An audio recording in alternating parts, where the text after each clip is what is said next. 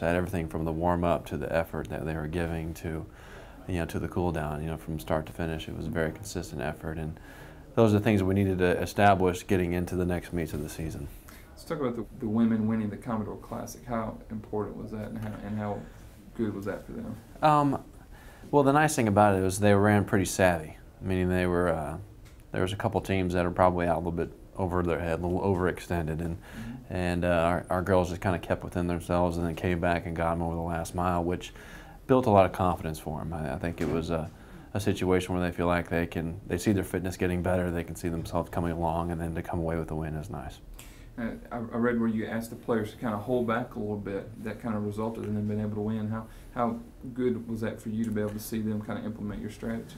Yeah, they're listening, which is nice, and we're trying to teach them some new stuff. So, I mean, like if you get the feedback from the athletes, it's just quite different than what they're used to. So, the course was pretty challenging early, and so anybody that went out pretty hard and pushed it pretty early in the race was going to struggle in the bottom half. And when we told our girls to stay back a little bit and let those flyers get out there and they'll come back to you, and they did exactly that, which it's good for both. It's good for the coaching staff that hey, we knew what was going to happen out there. We had a good game plan, and the girls, executed it perfectly, which is, again, a good confidence builder.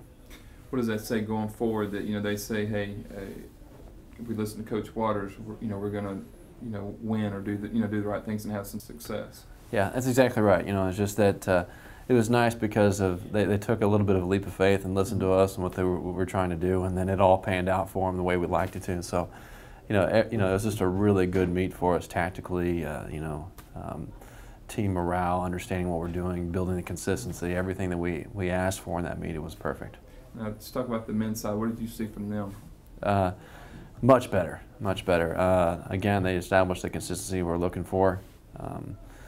Karison Kamei was really running hard up front. I'm not really quite sure the athlete that beat him, but that guy ran hard to beat him, and Karison made him really run hard and challenged him the whole way. Joel Ropp was considerably better than the time before and had one of his best runs to date. And the two British kids are really coming along. The weather's helping them a little bit. It was a little cooler up there, and they're still very conservative. We're still playing it slow with them because of their fitness coming in.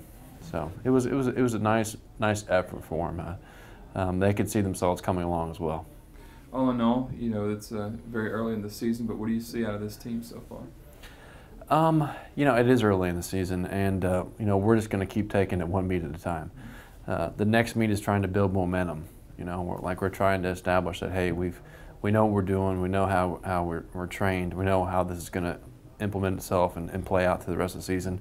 Now it's like, okay, here we go. Now we're starting to build some real momentum and get the ball rolling and kind of be more competitive as we head into the three most important meets of the season.